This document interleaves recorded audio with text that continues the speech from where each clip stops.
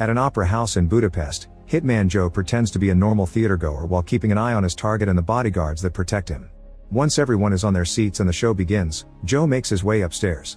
Minutes later, a bodyguard notices a shoe behind a curtain and checks it out, but it's a trap by Joe, who suddenly kills him with a knife and hides the body behind the curtain. Joe moves through the corridor and shoots the other bodyguard before finding his target at the balcony. The man offers to pay triple the amount of his current payment, but Joe turns him down and shoots him in the head. He asks the guy's date to stay silent and the woman runs away. Then he looks at the stage and for a second he meets the eyes of Maze, the star of the show.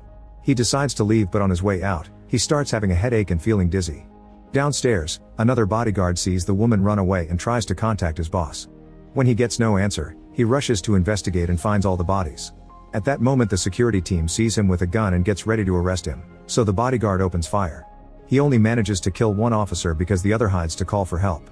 Next, the bodyguard hides in the balcony, and when the officer comes after him, he gets shot through the door. Suddenly all the lights are turned on in the theater and the bodyguard decides to jump off the balcony, landing in the middle of the stage. The dancers and the public immediately panic and begin to run away while another officer appears at the balcony to shoot down the bodyguard from afar. Maze is running away with the others, only for the panicking crowd to accidentally push her to the ground, making her drop her phone and stomping on her hand and feet in the process. At that moment, Joe sees her and picks her up together with her phone to take her outside. As soon as he puts her down, he starts having a headache again, so he waits for Maze to get distracted and disappears. When he gets home, Joe realizes he still has Maze's phone. He takes some medicine and tons of alcohol before going to bed. The next day, Joe goes to see the doctor, who runs a bunch of tests and theorizes Joe may be suffering the effects of years of head trauma. The test's results will be ready later, but the doctor already advises Joe to start thinking about getting a new job. Afterward, Joe visits his handler and close friend Zvi, who also thinks Joe needs a vacation and to meet someone special. After lots of hesitation, Joe goes to the dance studio to give Maze back her phone. She's very grateful and gives him her number while flirting with him. On his way out, Joe throws the number in the trash, but he quickly regrets it and takes it back. In the evening, he very awkwardly texts Maze and they agree on a date. They end up having dinner together and have a wonderful time, although Joe never reveals his real job. For the next few days, Joe divides his time between dating Maze and doing more mercenary missions in different places like France, Romania, Austria, and Switzerland. His relationship with Maze grows serious and they start spending their nights together. Sadly, the headaches never stop and the medicine isn't as effective anymore. When the test results are finally ready, the doctor has bad news for Joe. He has a neurodegenerative brain disorder. There's no cure for it, which means Joe only has 3 months left to live. Stuck in a state of shock, Joe turns down the doctor's offer of palliative care and therapy. Instead, he goes home and starts researching the illness online. There are many videos of people losing control of their limbs and information confirming there's no cure. Joe grabs a gun and considers ending things, but he reminds himself to think of Maze. He opens a secret safe in the floor and takes out all his money, then he grabs all his weapons and throws them in the river. The following day, Joe goes to see Zvi and says he wants to offer $2 million for his own head. He would have self-deleted, but life insurance won't pay for that, and he wants Maze to get the insurance money. However, Zvi refuses to put a contract on his best friend, no matter how much he pays. Afterward, Joe goes to see Antoinette, who also used to be an assassin and nowadays she works as a handler. Her bodyguard is Max, a killer known for his brutality. Antoinette has a personal grudge against Joe because he killed her father even though he mentored him, so she's delighted to put a contract on his head. Since Joe still has a few things to do, he asks her to activate the mission at midnight. After Joe leaves, Antoinette checks the assassin app to choose the hitman for this mission. First, she contacts Lovedal, who is in Switzerland finishing a different contract. When he sees the message, he turns the mission down, saying $2 million isn't worth it. Next, the messages goes to Goyang and his gang, who are at a karaoke bar in Prague. The gang has been hiding as workers all along and now they reveal themselves to kill their targets in just a few seconds thanks to teamwork. Goyang is happy to accept Joe's contract.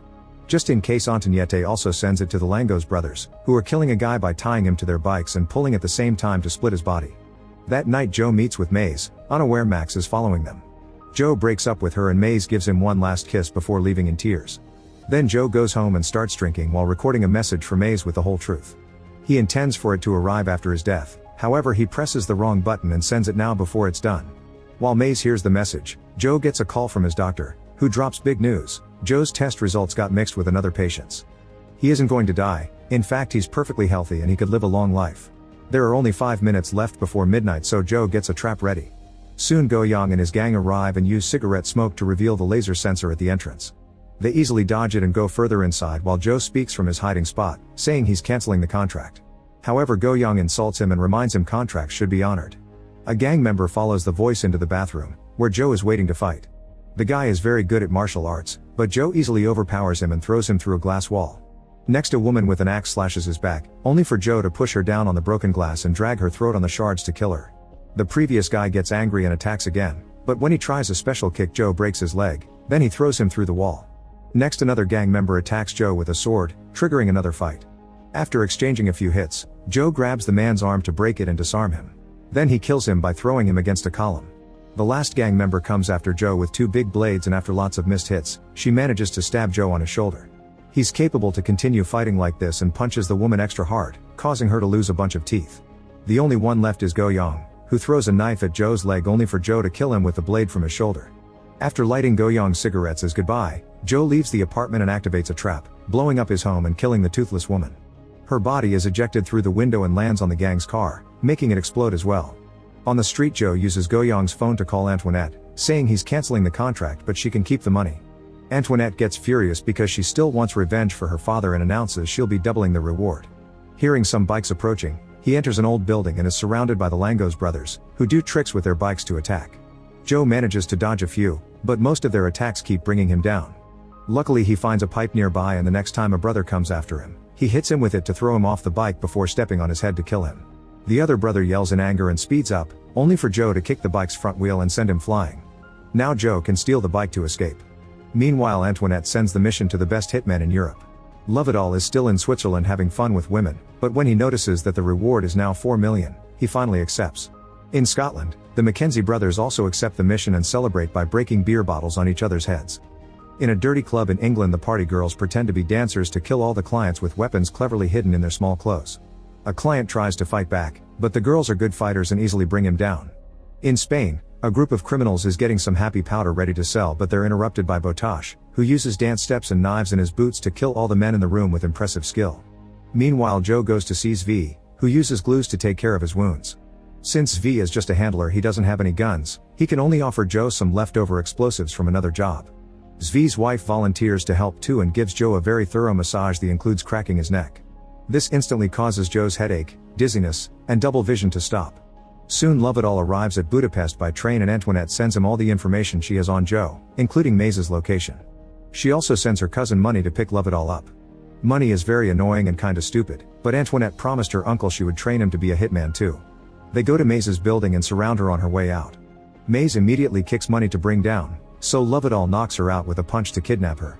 In the morning, Joe travels to an old castle in the countryside and Max quickly learns about it. The information is sent to all the hitmen, who hurry to that location. However, this is on purpose. Zvi leaked the intel as part of their plan. At the castle, Joe gets all his weapons ready. The Mackenzie brothers are the first ones to arrive. They enter the castle and Joe throws a grenade at them before coming out to fight. At first, Joe does well against just one brother, but when the siblings team up, they manage to grab him and kick him into a set of armor. Joe takes the armor's gauntlet and uses it to fight again, throwing more powerful punches now thanks to the metal. However, their teamwork continues to bring Joe down. Suddenly the brothers start having a dumb argument and Joe uses the chance to activate one of his traps. He pulls a rope to bring down a chandelier and trap one of the brothers, who gets pushed toward a deer head and is instantly impaled.